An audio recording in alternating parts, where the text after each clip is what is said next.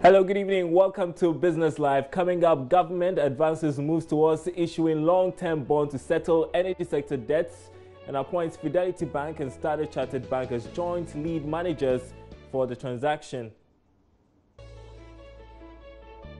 Minister of Food and Agriculture assures ban on vegetable exports from Ghana to EU will be lifted by close of year. Also ahead tonight, Premium Bank opens new branch to serve needs of individuals and SMEs in the Central Business District.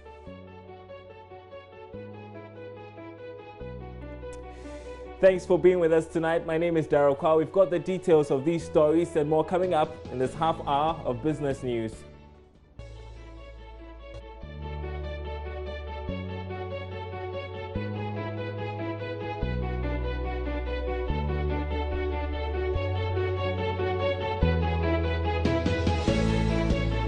Hi there, welcome to the program again. Now, government is advancing move towards issuing a long-term bond to settle the energy sector debts as it has appointed Fidelity Bank and Standard Chartered Bank as joint lead managers for the transaction. The two banks were selected out of 10 proposals received in response to the request for proposals. This follows a recent revelation by the Vice President, Dr. Mahmoud Ubami, of government's plan to issue a 15-year bond to clear the debts of the state-owned energy companies. So what exactly does this selection of the two banks mean for the move? There's more in this Business Desk report. The transaction advisors on behalf of government as the sponsor are expected to set up a special purpose vehicle to issue the energy bond to the tune of about 10 billion Ghana cedis, the total estimated legacy debt within the energy sector. The bond to be listed on the Ghana Stock Exchange will be issued on the back of proceeds from the Energy Sector Levy Act. A portion of the bond proceeds shall also be used to refinance previously restructured debt due banks that are currently being repaid with receivables from the Energy Sector Levy Act, as well as the debt bulk oil distributors or banks. Fidelity Bank and Standard Chartered Bank are expected to work closely with other financial institutions as co-managers to build capacity locally and facilitate knowledge transfer. The Finance Ministry believes the bond issuance would ultimately resolve the challenges of the energy sector, improve the country's debt sustainability outlook, whilst deepening the domestic capital market to promote broader economic growth. All right, so a quick update on the fuel prices as we head into the weekend. The Institute of Energy Security, IES, says taking into consideration the market indicators like Brent crude price, which has dropped, the depreciation of the Ghana cedi by over 1%, coupled with competition among the various OMCs, it is projecting fuel prices to drop slightly at the pump on the local market. The IES says some major OMCs have kick-started a reduction already, and it is expected that the others, especially the relatively small OMCs, will follow suit. Meanwhile, the Chamber of Petroleum Consumers Ghana had earlier predicted a significant drop in fuel prices per the current determinants. We are joined on the line by Principal Research Officer Richmond Roxon for some further clarification. Thanks for your time this evening. So lead us into the math. Based on your calculation, how do you expect, how much do you expect the prices of fuel to drop further? Good evening to you and good evening to your viewers. Based on our projections, we expect fuel prices to drop by about 2% maximum. In fact, we expect it between 1% and 2%. That's what we are expecting. When you look at the indicators, you take into consideration crude oil prices on the world market. You take into consideration Platts prices as a benchmark for finished products for gasoline and gas oil. You also take into consideration exchange rate, especially the cedi as compared to the dollar. Then you take into consideration the inventory. Normally, we add the inventory because we believe that when it comes to demand and supply, definitely it plays a significant role. When the commodity is scarce, definitely prices will be driven up. When the commodity is as a glut or the supply is more than the demand, definitely prices are going to go down. And that basically will increase competition. But when you look at this particular window, our supply should be able to take us for about 4 weeks of national demand. So there's no challenge when it comes to that. When you look at our cedi to dollar exchange rate, you realize that the cedi depreciated by a little over 1%. When you look at the crude oil prices, in the last 2 weeks, the prices have been dropping, and the average for the period is around $48.87 per barrel, as compared to the previous average of about $53. That is around about 7% drop on the world market. When you also take into consideration the Platts benchmark, you realize that for both diesel and petrol, prices have dropped on the world market for by about 7% and 4% respectively. Putting all this together and competition as well, that's how come we are projecting that prices are going to drop by about 2%. Well, the Chamber of Petroleum Consumers was projecting an even higher decline. I'm just wondering, on what basis you're giving us the 2%? Again, why does it vary the expectations? When it comes to projection, there are a number of things that you have to take into consideration when it comes to pricing of fuel.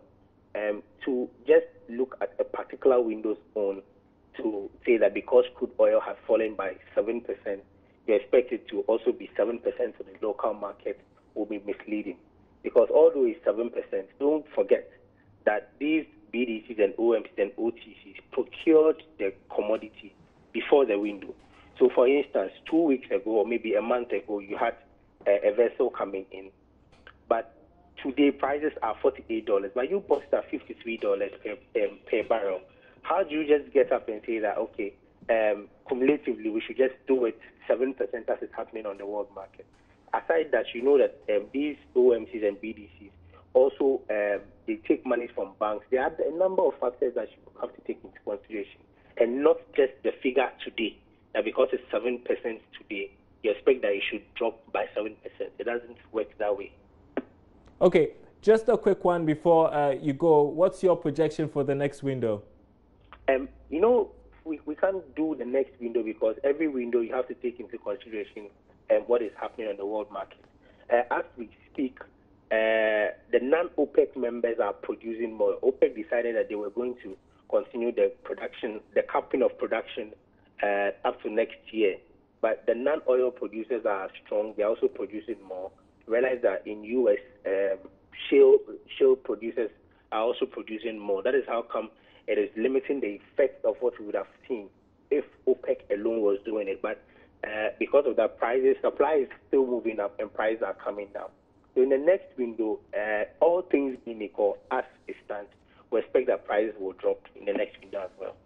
All right, that was Richmond Roxon, of the Principal Research Officer of the Institute of Energy Security, with some perspective over there. Thanks very much indeed. Now, moving on, the Minister for Food and Agriculture, Dr. Efiri Akoto, has assured his outfit will ensure the EU vegetable ban is lifted.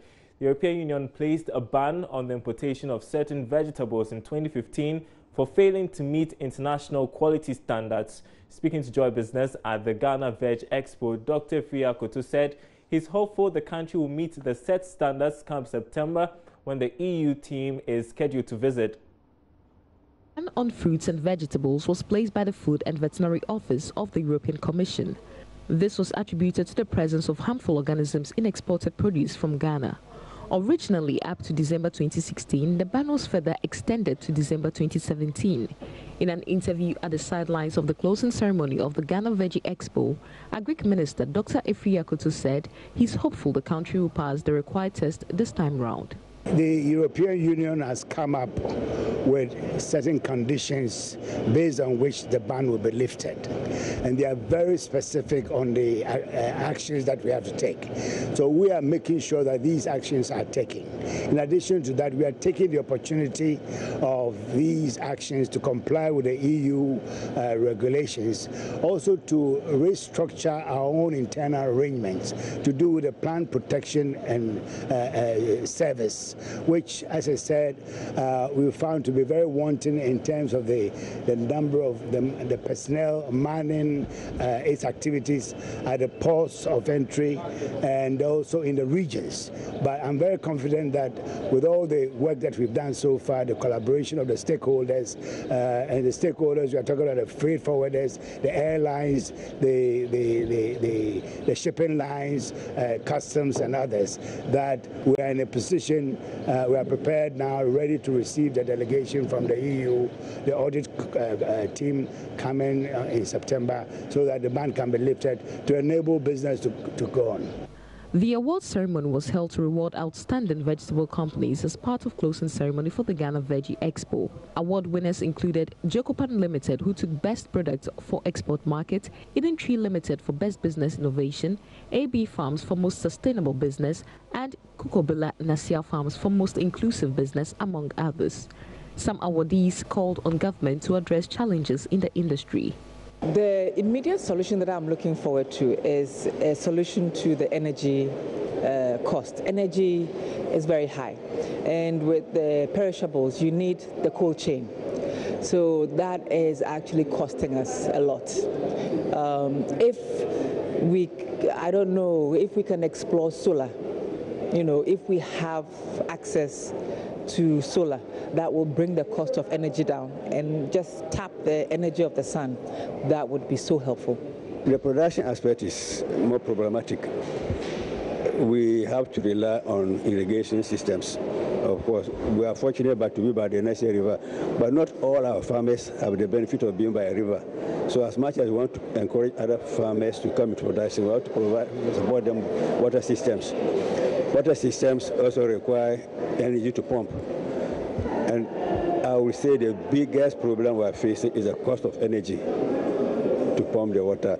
We're trying to go into solar, and it's being equally more expensive. Ghana Veg is an initiative by the Embassy of the Kingdom of Netherlands in line with efforts towards prioritizing commercial agriculture. Now, the Made in Ghana campaign, initiated a couple of years ago, appears to have boosted interest in local production. Several young entrepreneurs are driving this campaign, coming up with innovative items manufactured from locally acquired raw materials.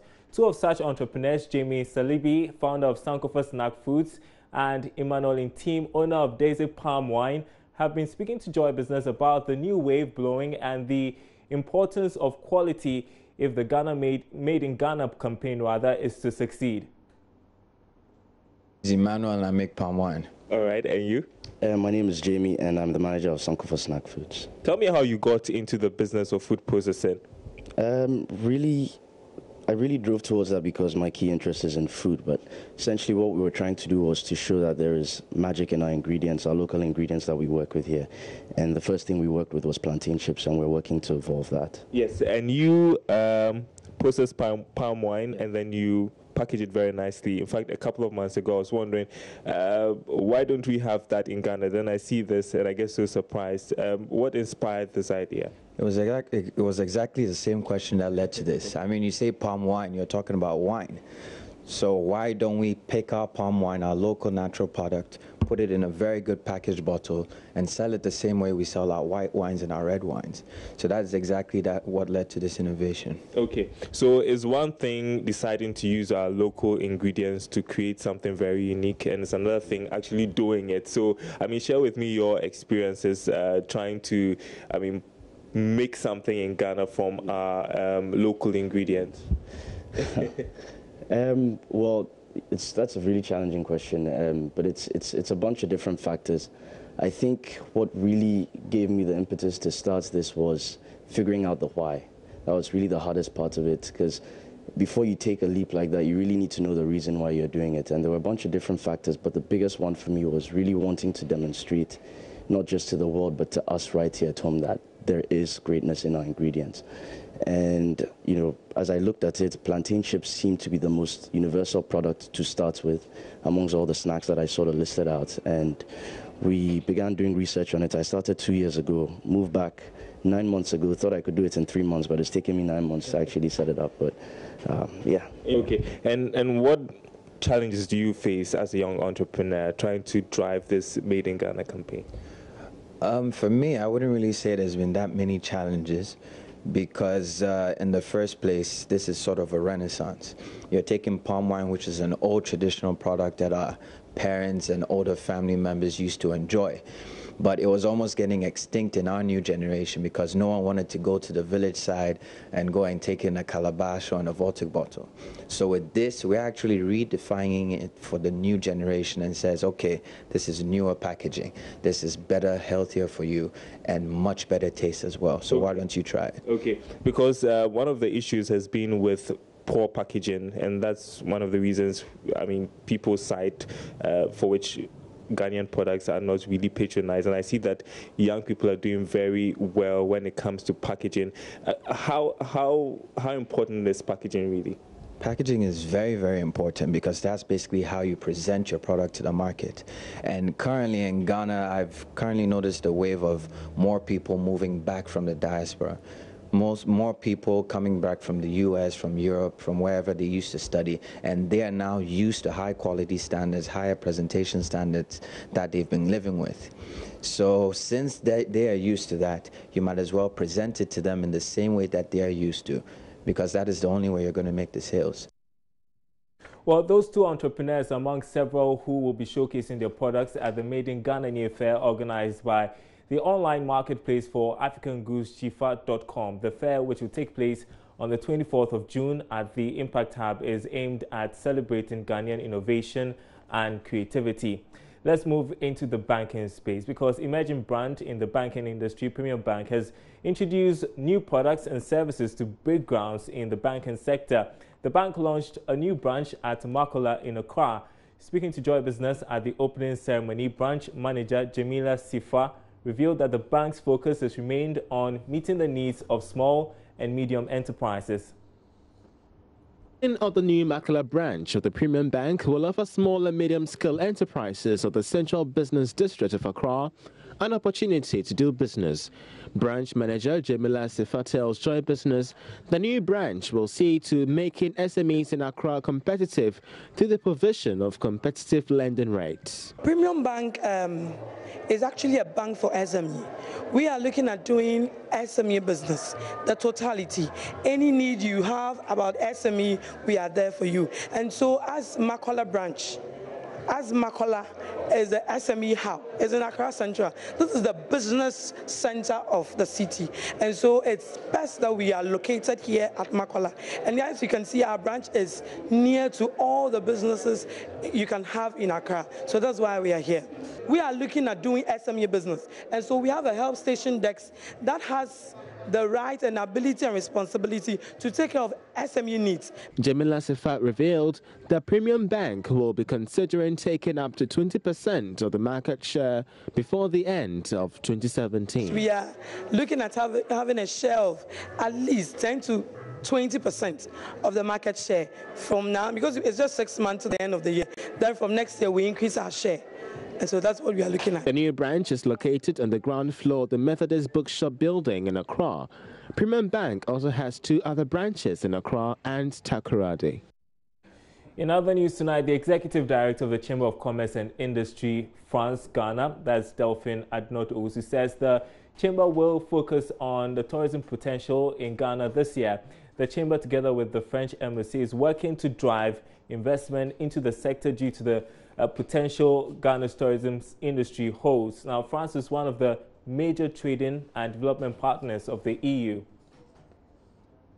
We really believe that tourism can be a good opportunity for Ghanaian economy to grow. As for that, we are going to organize actually in November a forum on tourism with French companies coming to showcase what they have been doing in France. And we are really expecting Ghana to to show that tourism really can become something, a pillar of the economy, just as oil and gas or just as cocoa. So we are going to look at that, and I was actually working on this just before you came.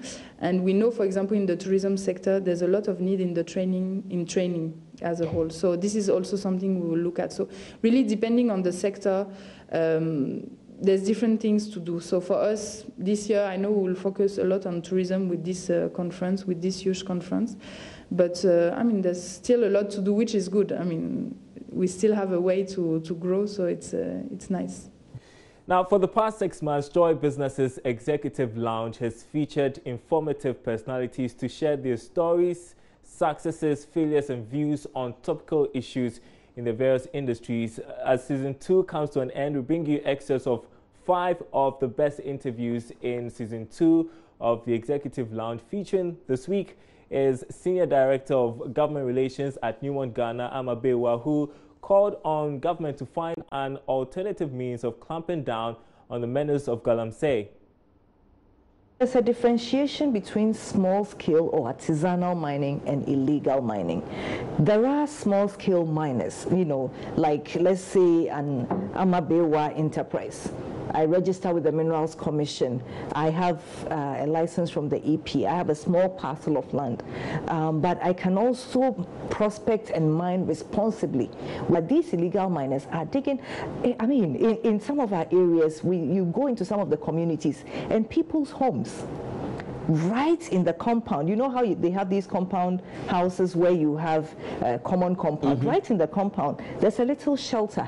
You see a tent erected over a little hole, and people are digging below their houses.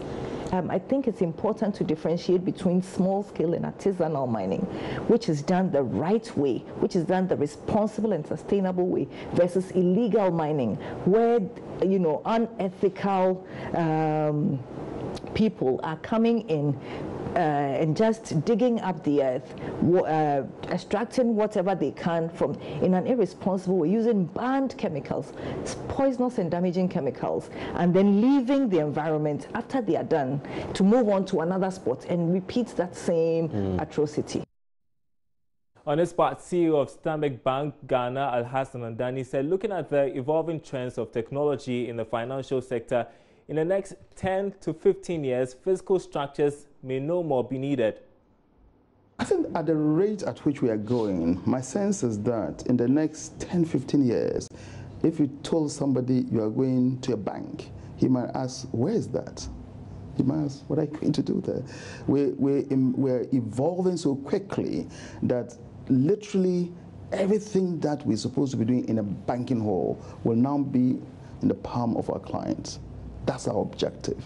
So it started off to say, oh, you don't need to come and queue behind a cashier to take cash. Go to an ATM. Then it said, oh, you don't need to come to a cashier to find your bank balance. Go to the ATM. So we started to kind of strip. We're stripping, little things that happen in the banking hall and putting it on platforms. Now we're taking everything that happens in the banking hall and putting it on platforms. Sometimes, and other markets have gotten to that already, we are in collaboration with everybody else, merchants, supermarkets. So if you needed cash, you didn't need to come to the bank. You just go and give your card to the supermarket. And they'll give you a cash back. And they'll give you a cash back. And then you're going with your card. If you needed to pay anybody, locally, internationally, within exchange control, your card, your laptop, is done. So we have some great business content for you this weekend on JoyNews. Watch some of the best interviews in Season 2 of the Executive Lounge. Remember, Saturday at 6 p.m. and a repeat on Sunday at 8 p.m. on JoyNews. And if you're watching DSTV, is channel 421. This is Business Live. We are taking a short break. We have the interview of the day after this. Business Live today. Welcome back. Investment and banking consultant Charles Mensah says commercial banks will need more time to re-strategize and respond to the drop in the policy rate by the central bank. The Bank of Ghana has recently urged commercial banks to reduce further their interest rates on loans to the public to reflect the new policy rate. But in an interview with Joy Business, Charles Mensah argues commercial banks have locked up deposits given out as loans on high rates and would therefore require some more time to make adjustments.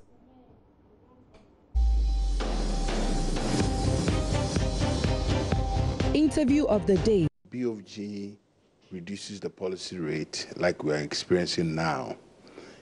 It doesn't necessarily mean that the following day they will drop it, because they have locked in the depositors' rates. Unless we have a floating rate for our depositors linked to the policy rate, so everything is floating. Therefore, immediately a policy rate is announced, then the following morning it affects it throughout. It's been more than months now since the rate has been, declined. Yes, because most of the banks have locked in. Because you see, you've sent your money to the bank. You bought a fixed deposit in a particular bank at a fixed rate. As at the time you bought those deposits, because some people are buying fixed deposit for 30 days, fixed deposit for 6 months, fixed deposit for 1 year. As at the time of buying a fixed deposit, a particular rate was fixed, and the rate is fixed throughout the tenor of that deposit. And on the basis of that, you have granted the loans to people on the deposit that you had mobilized. Now, if the policy rate changes, that means that in your new deposit rates now will probably vary. But the old one that you've locked in, you can't, it becomes a difficulty for you. Yes, but some private sector businesses are saying, even though we understand the old one still remains, but the new ones that we are applying, they're still using the old rate, even though it varies, but it's not as huge as it's supposed to be. Because when you look at the reduction, it's been about 200 basic points reduction, and still the private ones have every right to complain about that, but the interest rate applicable to companies are based on two things: the base rate plus the risk premium.